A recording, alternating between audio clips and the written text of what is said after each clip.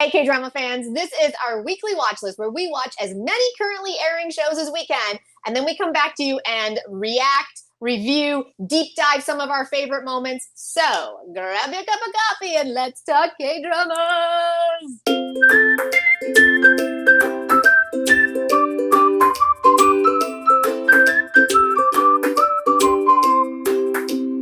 If you're new to the KThree, welcome. You have found the most fun K-drama hangout on YouTube.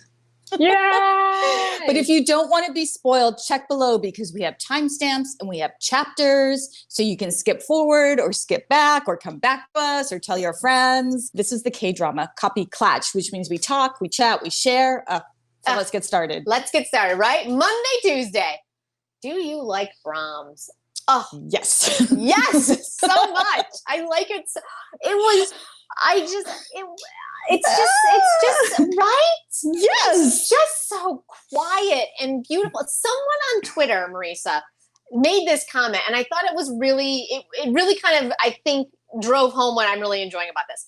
It's so cool that Chae and Joon, they're like the same character. They're very similar in style, where usually it's always the brash one person and the quiet taciturn. Yeah, it's like it's always one of them is brash and outgoing and the other one is cold-hearted yet really like cold on the exterior, warm on the interior, and like it's always some variation of that. And I think what's making this one so enjoyable is that both of them are these quiet, music-loving, good, kind people. And I just am enjoying that so much. Yeah, they've made the difference in them is their level of talent. But personality-wise, you're like, they belong together. Right? He does not. I don't know what girlfriend is thinking. Junghyun. That was my question, Marisa. She's the only character I really don't understand. And I don't think they've really given us anything to help us understand her. She just seems like she's making rash decisions left and right, and like she's just like she's the one loose cannon in the show that I just don't understand.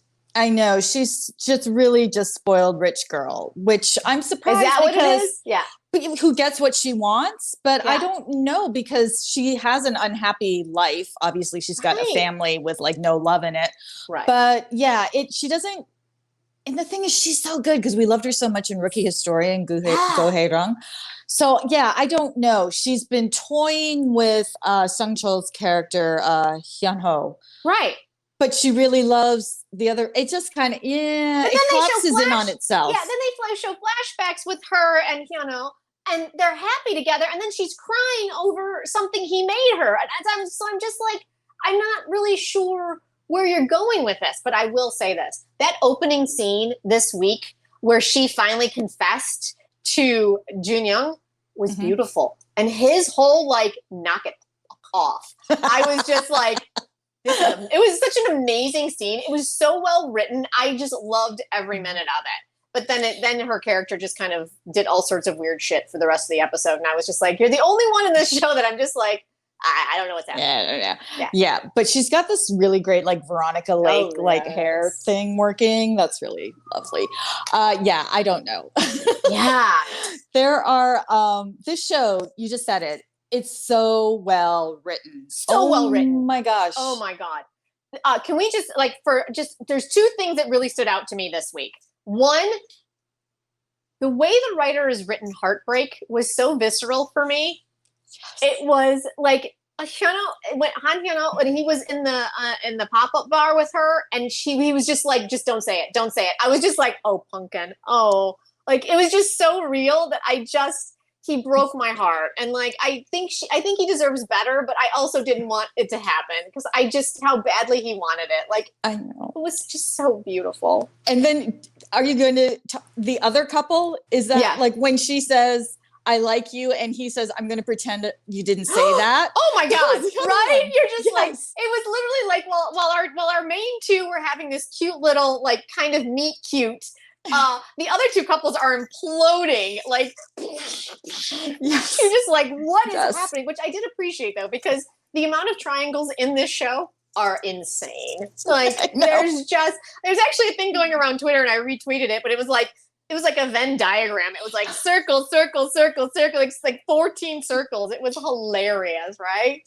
The other thing that really stood out to me, and maybe this is just coming from someone who's, is in the arts, but when SeungWoo was like, how dare you say to my face that having talent is something you wish you didn't have. You have no idea how hard some of us work to get just a shred of what you've been able to accomplish. And so that one really, that one cut deep. That one cut deep, right? Yeah, it really did. Yeah. And I mean, it just, again, perfectly written to put it, set it in this kind of rarefied atmosphere of like classical music where there's room for very few on the world stage. Right. And he can't appreciate it because his godforsaken family keeps bleeding him dry. Right. But by the way, any country where you can have brain surgery for $20,000 is like, move there. Right. I was like, that's a bargain. That's a bargain. Right? Yeah. Oh, God. Yeah. But this idea of talent versus hard work versus, what's natural versus, it's just like, wow. I think that's the failing of Junghyun. I think, as she has written, I think if they made more of a deal of Junyoung being like literally a global superstar versus Hyunho, who plays the cello, but also works at his family's supermarket. I think that even though as tropey as that is, I think that would explain Jihyun a little, or that's her real name, Junghyun a little bit more. That would. Of course you want the celebrity. Absolutely right. Yes. Yeah. You're right. Maybe that's exactly what it is. I feel like they've. Yeah, she's the murkiest of them all. Of all the characters, I don't know if it's because they're holding on to some nugget that they're going to reveal later, but maybe. But yeah, she's the weakest. She's the weakest written, I think, and across the board. Yeah. But so well done. It's so good. And to have SeungWoo and Junyoung walking in front of our favorite wall. Which is Doksugang. I think that's how you pronounce it. Doksugang stone walkway. It's so beautiful. Oh my God. We loved it in My Unfamiliar Family and we fell in love with it. And then it showed up. Remember when it showed up in the trailer for Do You Like Brahms? We're like, yes. Yeah, I love it. It's like it's beautiful. Yeah. We need to go there, Marisa. That must be like top of the list. Yeah. These Seoul locations there are beautiful. Right? They're just gorgeous. This show is so good. And then at the end, we can't wrap up Do You Like Brahms without at least giving a tip of the hat to our girl, Chae Seung-yeon, confessing right there at the end. Giving all she had to just let him know how she felt. It was just, it was a bit much, but I still loved it. It was perfect. And I'm looking forward to this week where I think they're going to start dating. Like, what's going on? Like, I'm into that. Because that was only episode 6. Right. Ooh. Which means we're headed to the halfway point. So I'm intrigued where we're going to go with that. Yeah, because there's always a big shift at the end of episode 8. So I don't know. Do you like Brahms? We do. We love you. We love Brahms. All right. Wednesday, Thursday. Power of Evil, Marisa. Like, are you kidding me? Like, it's so good. It's so freaking good. Again, even though none of this is breaking new ground in storytelling, the way they are executing it, every beat that is a beat we have seen a billion times over is so freaking satisfying that I literally barely took any notes because I was like, oh, no, yeah, shit. You knew it was coming, but it still was so well done. I know. Some of you have told us here on YouTube in the comments that like it's so stressful that you have to like take a little break and then watch. Yes. That is just absolutely. It just kept coming at you. It was so good. So good.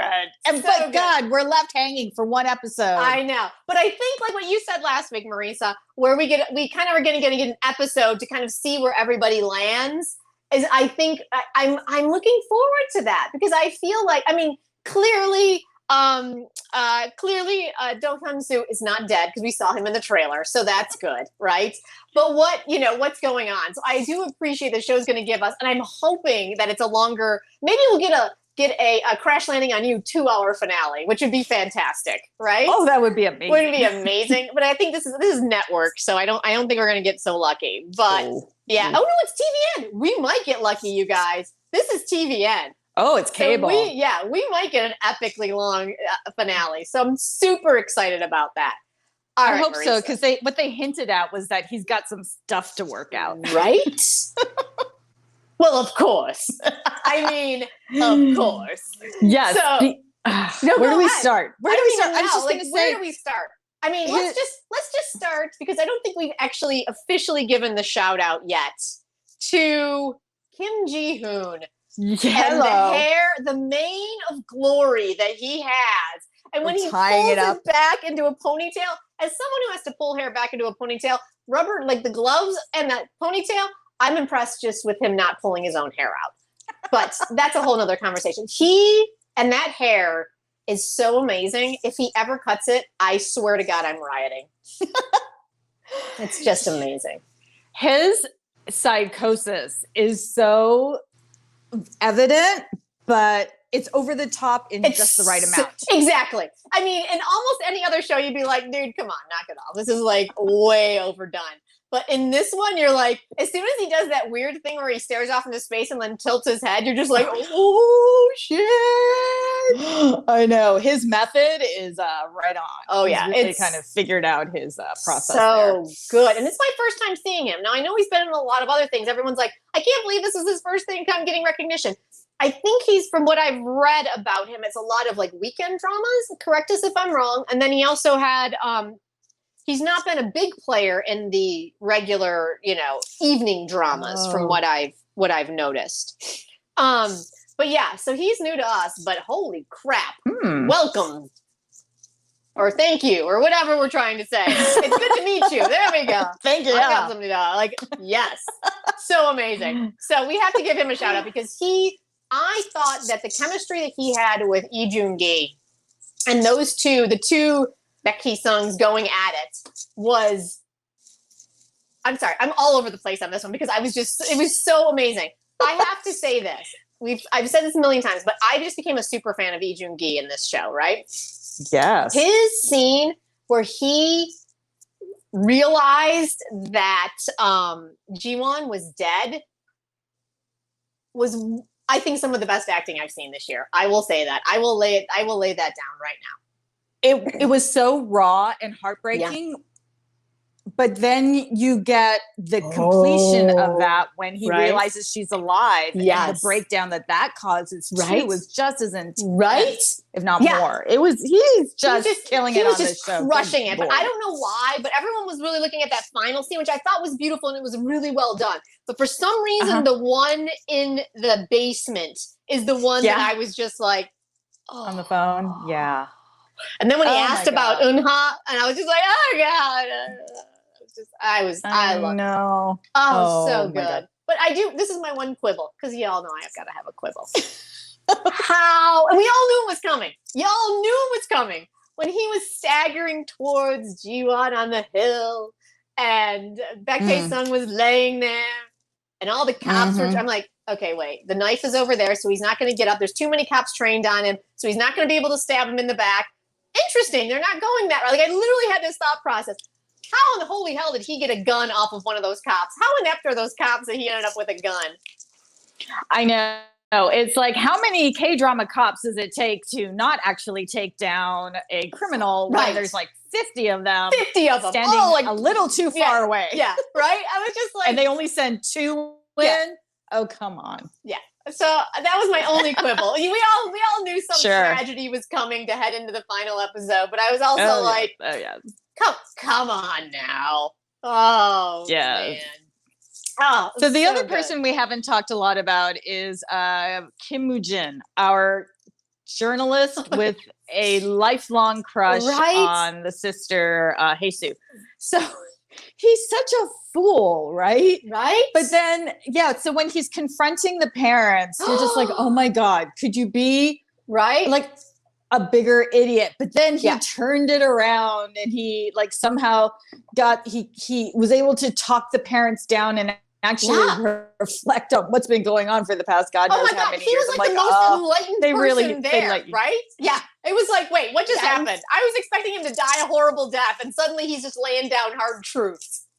Right? You're just like, wait, Woo-Jin, what's happening right now? Yeah. Wait, so yeah, huh? Yeah, huh? Such clarity. Where did that come Right? from? Maybe it's years and years Yeah. of torturing his own brain over the elk. Oh. Yeah, the deer, not a deer in the bag. Right? Oh. Ooh, creepy. Can we just say, well, Caitlin, yes, you were correct that the sister took one for the team. I was so happy she woke up. I really was like, they can't end it like that. They can't do that. No, not at all. All right. So as we head into the finale, are we to assume that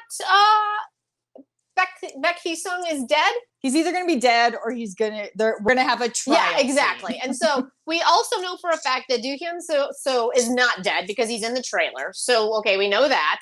So, all right. So heading into the finale, Marisa, I mean, this show has already made probably my top list. Speaking of which, there was a big debate on Twitter. I will ask you this question. People are saying best couple 2020. What do you think? I thought the competition was really stiff this year. I thought there was a really good couple lineup, but I have to say that they might actually take my top spot, which kind of surprised me. But every new couple has surprised me this year. That's right. We still have a few months left of this We year. do. I could be completely wrong by the time this year is over. This is definitely a different kind of K-drama couple. Mm-hmm. So, I mean, it started with that really hot kiss. Right. So, how hilarious was it when they started bickering like an old married couple and that one. I loved it so much. When they were like handcuffed to each other and they both tried to get in the taxi at the same time and they just looked at each other with this death glare. It was like, yeah, it's so great. Yeah, and then when they were walking down the hall and she's like, you totally looked everywhere. And he's like, well, did you see how you were? And I was just like, this is hilarious that now they're like a regular couple. Like, I just was like, that's amazing. Yeah. The show is so well done. Yeah. So well done. All right. So people, you have to stick around because we have a top 3 moment at the end of this video. And of course there will be a Flower of Evil moment. Of course. And since you're all big Flower of Evil fans, we're going to go live on Thursday and discuss the finale that happened on Wednesday. So come and join us. We're going to have a live K-drama copy klatch all on Flower of Evil. We'll send out all on Instagram and Twitter and here in the community page to let you know the times and all that stuff so you can save it and join us here. It's going to be ridiculously fun. The show is coming to an end. Oh my God. Sad. It's like, I can't wait. I'm so bummed. Right. Yes, it's exactly the same way. But that's the beauty of K-dramas. When they stick the landing, the rewatchability quotient just goes way up. It's so good. Oh, good. So good. All right. Friday, Saturday, Sunday. Alice. Bye. Yeah. I couldn't even get through episode 7. I gutted through 7 and 8 because I just kept waiting for the sci-fi to pick up. And it really, every time we dealt with sci-fi, I actually was enjoying it. The second we pivot to the weird faux cess between mom and son, I was like, what are you doing, show? Like, this is weird and creepy. And again, I'm going to quote Twitter, the Twitterverse, and a lot of our comments here on YouTube. I mean, when you've got a snack like Kwakshi Yang, why do you have to go the faux cess route? Like, you already have a built-in love story. Why? Right. Why, show? I just can't. And I was bored. Oh, yes. I was so bored. There was so much talking. And it's like, you've got some really dramatic, interesting things that have happened. And instead, you're just talking. And it's like, I don't know. You've got blood on 2 different places with these crazy formulas. And you're not even, you're just, But it just... Instead, we're in your parents' Chinese restaurant and it's getting weird and creepy. And that's where I tuned out. I'm like, I'm done with this show. And again, I'm done with the show too, but it also was like this, it couldn't decide if it wanted to be a serious sci-fi drama or a weird, wacky rom-com. Like, it was like, what?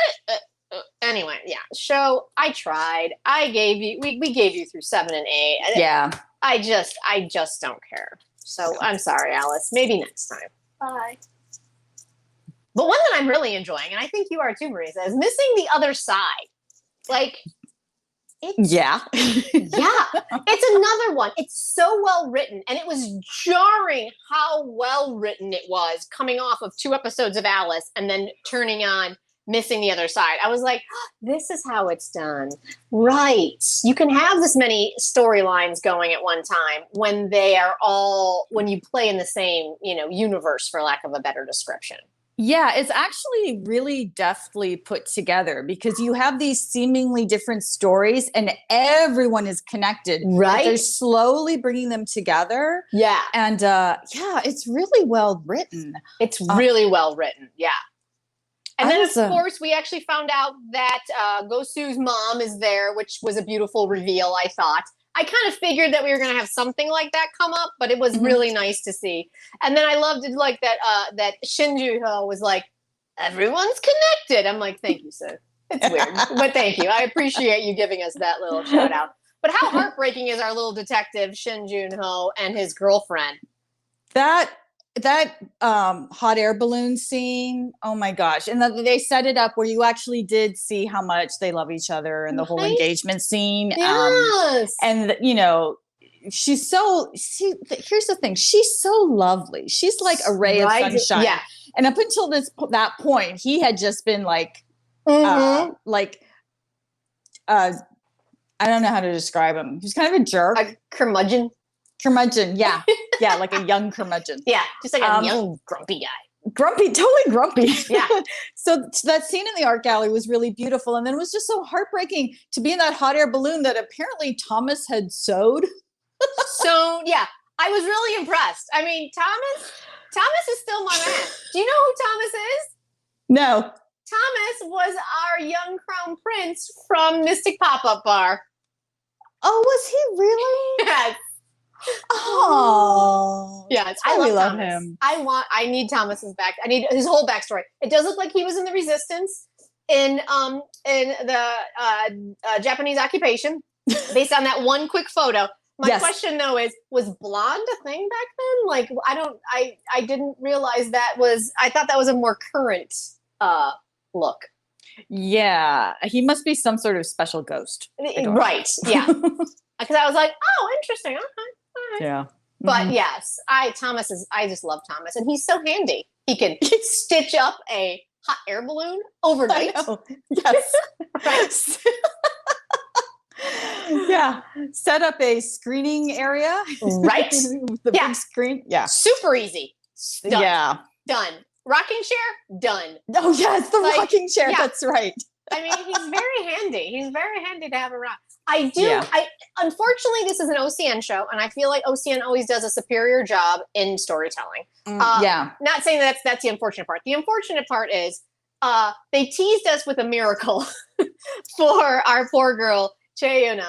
And do you think OCN's going to give it to us? OCN is not known for giving us miracles, guys. It's usually heartbreak and tragedy. So I'm like, fingers crossed that's. I don't know how they were going to resolve that story, for God's sake. Yeah, because she is. Correct me if I'm wrong. She's at the bottom of some water. Yes. Place. Body of water. Yeah. Body of water. That's what I'm trying to say. Yeah. She's about a lake, the ocean. Like she's been dead for a while. So, yeah. Does it then turn to a zombie show after that? Oh dear. I'm just saying. Yeah. But it's just so well done though. I'm like, I really am enjoying all the characters, and it's just, So I'm wondering about our older caretaker, Jang Pansuk. Yeah. And the partner of Go-Soo. Yes. Lee Jung-ah, who is, running the whatchamacallit, the pawn shop. Pawn shop. I love Yeah, like them. is she his missing daughter? Is it that I will be obvious, so or? happy if that's the case. Like, I mean, it seems a little too on the nose, but totally will love that. We'll completely love that, right? Because they're fun together. They're super fun together. Yeah. I love that. And I also love our bromance that we have with Kim Wook and him as well. Yeah. Like their bromance is just hilarious and I love it. It is. Those two definitely, they belong together. That's why, I mean, there's so many orphans in this show, right? Like even the are those Jindo dog? Like even the puppies are orphans. Right. So many orphans, but he's taking care of the puppies and like they all just take care of each other. Yeah, it's so good. It's so good. It really is. For OCN show, it's very heartfelt. It is. It is. I'm fingers crossed. Come on, show. I mean, I don't know if we can get a happy ending, but maybe a happy-ish ending, maybe. Yeah, that was halfway through, right? That was 5 and 6 that we watched. That was 5 and 6, yeah, and it's only 12, yeah. So that's our halfway point. Okay, so they didn't have any new ones this week. So Marisa and I just got caught up. So, because I'm guessing the COVID, they had some kind of time, they had some shifting of their schedules because of the COVID situation in South Korea. So I think that's why we didn't get any this week. But yeah, they're saying that we should have 7 and 8. And then we're heading into like the final 6, right? Yeah. Oh, yeah. Yeah. This is, okay, good. Okay. Stuff's going to happen. Yeah. It's going to be good. Next up, Lie After Lie. Marisa? I love it. It's so over the top. I love it. Nice. Forgot to mention Flower of Evil, the young daughter, Yeona. There in this show, there's another completely adorable young girl, young actress. She's a little older than in Flower of Evil, but her name is Go Nahe. Nahi, and her, playing Kang Wooju. So much of the plot hinges on her. She's so good, but she's such a pivotal character because she allows you to see the love that her mother, who was, in jail for 10 years, Yoon-soo, has for her, but also the love her adoptive father has for her, because he's like the best guy ever. He loves his daughter so much. But in the teaser for the next episodes, it was like, ooh, there's got to be an edge to him. So they showed a little bit of that because his ex-wife is in the picture and she's returned from the States as the manager of this Korean American golfer who totally hot, by the way. I was gonna say, is it our favorite Korean American golfer? Close. A little younger. But so our golfer, of course, is a childhood friend of Yoon-soo, who was locked away for 10 years. And he's had, long simmering love for her, and he's trying to look for her. And if he had just showed up at the prison, 10 days before, he could have been there when she walked out, and this story never would have happened. Oh my God. And of course, he is now the spokesmodel for the cosmetics lot company owned by the CEO, evil former mother-in-law. It's all my God. There's so much happening. It's crazy. Yeah. Wow, this thing sounds insane. Yes, and isn't that the best? It really is. These mock-downs are so good. They've already had the camping scene. They've already had a couple hospital scenes, I think. But now we are in the time jump. Oh, nice. Yes, where Jeon-soo has come to a decision that she is going to get her daughter back by making the father fall in love with her. So she has, because she tried all these other ways to like just be around her daughter and she kept getting kicked to the curb everywhere. So she's figured it out. So it seems really conniving, but she's not that kind of person. And she looks really beautiful and lovely now that she's like, she's working as an artist. So, okay. Kind of like the main couple is the adoptive father and our lead, not the golf guy, because the golf guy's kind of cute. He is, but he's our second male lead, so you know what that means. Yeah, boo.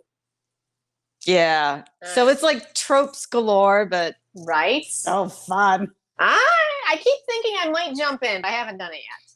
Maybe. Maybe. Unfortunately, we've got 13. We got 13 new ones showing up in October. So unfortunately, it's probably not going to happen.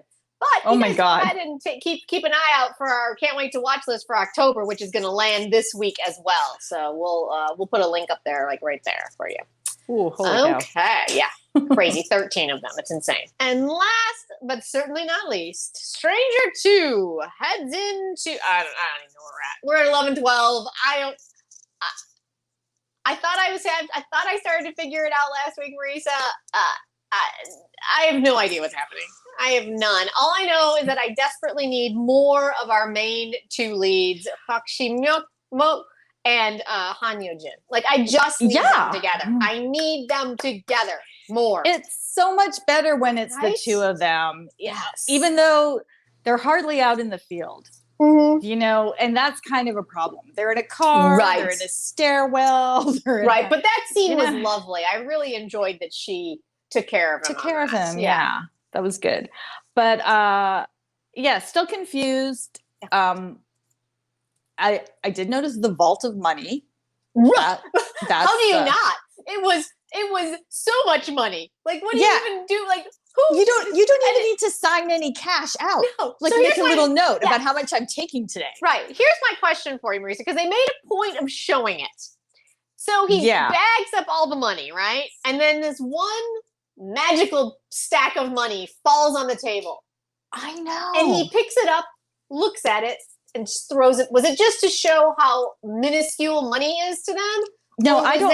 I felt like there was a reason they showed us that. Yeah, me too, but I don't know what. No, unless suddenly there's a goblin in the money vault who's throwing money and trying to, I don't know. It was weird. It was a weird moment. Yeah, I think, all right. So Prosecutor So is still missing. Right. And he looks like he's dead, but I'm hoping he's not.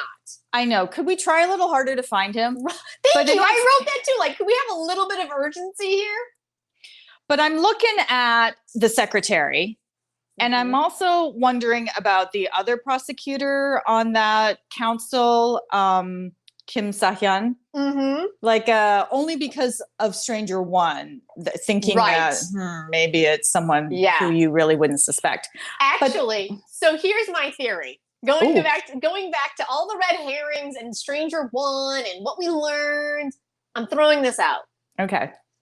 They made a point of showing us, before Prosecutor Saw disappeared, of him dealing with the bullying case with the young child. Oh, right. And for some reason, I was thinking that maybe his abduction has nothing to do with all the politics that is happening. And it has to do with something like that. Yeah, that was definitely in the trailer for the next episode. Yeah, was it? Oh, okay. Yeah. Maybe I'm not that smart. I was just really proud of myself. Maybe you saw it and forgot and thought it was your own idea. So smart. Yeah. Oh my God. Yeah, but I'm just really impressionable. Either one. It's because the show, again, with the talking, so much talking and very little showing, and they keep referring back to that prosecutor who died, and I don't know what is his connection with Hanjo. They never showed it. They just showed lots of flashbacks with him. Like, why is Hanjo so prominent in this? And I have to say, I don't understand. And then you've got Yoon Se-ah, who I adore. Yeah. But I'm sorry, we're getting into like Batman Joker territory. Is this the way to describe it? Where she's like, it was like, and then everything is very this, and then say this, and then tell him this, and then write an email that says this. And I'm like, oh, come on, she's not getting her feet dirty, so that means it's not like Stranger One where you actually saw the work happening. She's literally just yelling directives. Let's go back to Stranger One. Based on the letter her husband wrote about why he killed himself, why is she this dirty? I know. I'm confused. Right. And her father is not in the show at all, which means they couldn't get the actor back. So, right. But so and that whole storyline was dropped. Mm-hmm. Where he was supposed to be having anger issues somewhere hiding in his house. Right. And that's completely gone. I will say this though. Aside from SeungWoo and Doona, my other two favorites is when we get HyeJin and Chae Sung together.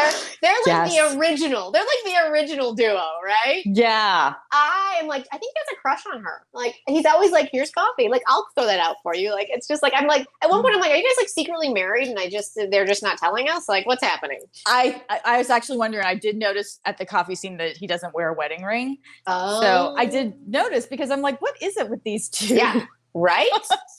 But he is such a hothead. He is he's funny.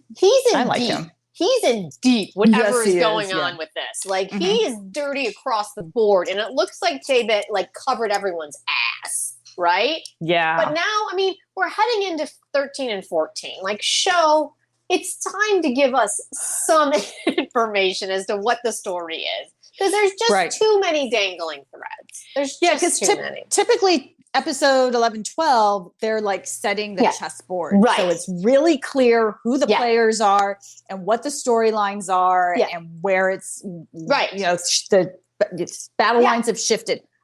I'm still lost. I'm still loving it. I thought that I was okay last week. And then this week I was like, I've completely lost the thread.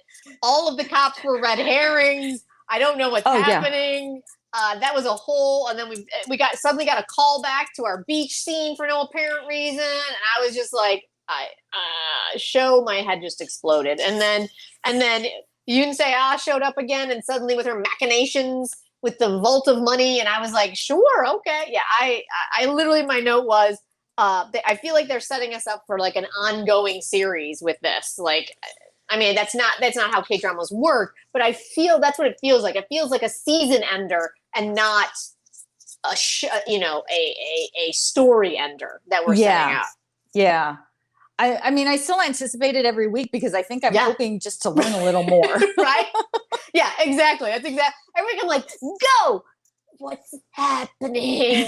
I don't get it. Oh, Doona. Yay! Yay! Like, literally, that's how my brain works. Like, it's just that. Yeah. But totally, the other duo I'm totally loving, and we've talked about them before, is our Detective Han and her boss, Chae. The two of them I love together. Like, I really, this week, like, because Chae was making Detective Han write reports and do like data analysis, the way she leaves her boss's office and just kind of schlumps back to her desk is just, Doona is just so good. Doona is so good. Like, just when you just watch her, like, she's just so natural. She's just so she makes it look effortless. And that's what I love about Doona, right? Yeah. Like, she's just the wheel, you never see the wheels turning when she's acting, and that's just so good. Yeah. But I think what you also wanted to talk about, Marisa, I mean, can we really talk about Chae without talking about that amazing freaking suit that she came strutting into the meeting with? Yes, when she walked through the revolving door, like the wide leg pants and then the double like blazer. And the vest that like went longer than the blazer. Like that was just, it was so sharp. So good. So good. And the camel color. Oh, I loved it. She's I love her. I love her so much. Like, I mean, we've loved her since Misty, and then we got her in Search WWW, and now she's in this. Like, she's just, Jung HyeJin is just, she's the best. This is so good. That's the thing. There are only 2 female cops in the country, right? Except maybe Flower of Evil. So then we have a 3rd female cop. But like, there are no other female cops anywhere in this show. No. Yeah, it's amazing. I started noticing that more. Like, even again, Flower of Evil, she's the only female cop in the entire precinct. Like, she's, so yeah, I think whoever's doing background casting on a lot of these shows needs to.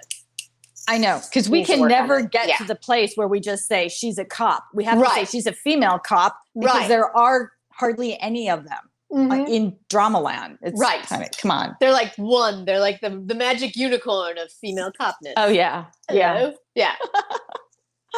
Should we lead into our top 3? Absolutely. Yeah. Yes. So there is a moment in Stranger 2. I think it's episode 11. It's where Chae and Detective Han are following their chief into the conference room where the probably dirty cops are sitting. And the chief strides in and he lets the door slam right on Chae and she stops and Doona's right behind her. I'm like, oh, that Yeah, visually explained the entire career of these two women, that they're constantly getting the door slammed in their faces. They're not being thought of. They're not equal. It's just like, oh, and you make one man. mistake and you're out. Where these idiots, this row of idiots, has made mistake after mistake after mistake after mistake, and they're still, they still have jobs. Yeah, yeah. That was just, it was really well done. It was really well done. Nice. And then our moment number 2 is from Missing the Other Side. Jen's favorite. There's a goblin moment. I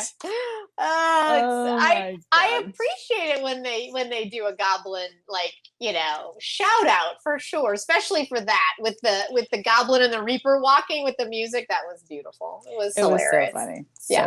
So good. And moment number 3, of course, it had to be from Flower of Evil. Of course. It was the end of the episode, end of episode 15. This white dream sequence in bed.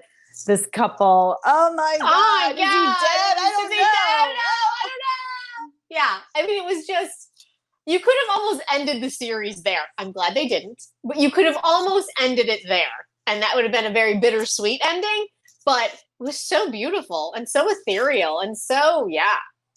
Yeah. It's great. Yeah. Our favorite, Lee, who is just has a whole new place in Jen's heart. He does. You guys, I'm even watching 2 weeks, which is really a train wreck of a show. Oh my goodness. I don't even know that one. Yeah. I almost broke, I think I broke my own rule to watch this one. Yeah. Oh yeah? Yeah. And it's not god awful, but it's really, I think that's what I've noticed, older dramas with newer dramas, really repetitive. We've covered the same beat week after week after week after week.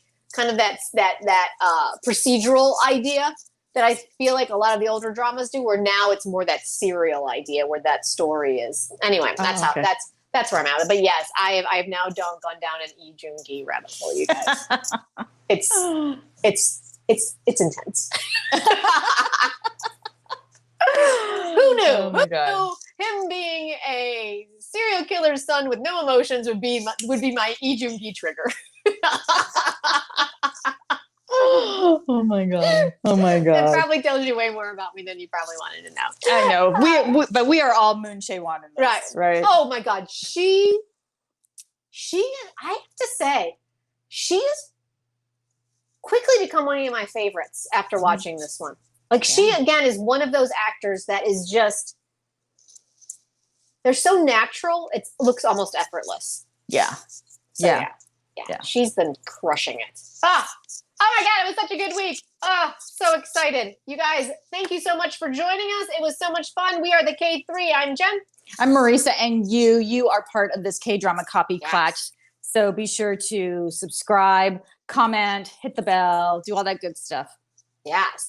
And if you want to go ahead and get caught up on what we were thinking last week and just kind of get all caught up on what our Flower of Evil thoughts are before we hit that finale, you can, there we go. You can go ahead right here. We got an entire playlist with all of our Flower of Evil stuff. And so we will see you guys on Thursday for the finale. Yeah. Bye.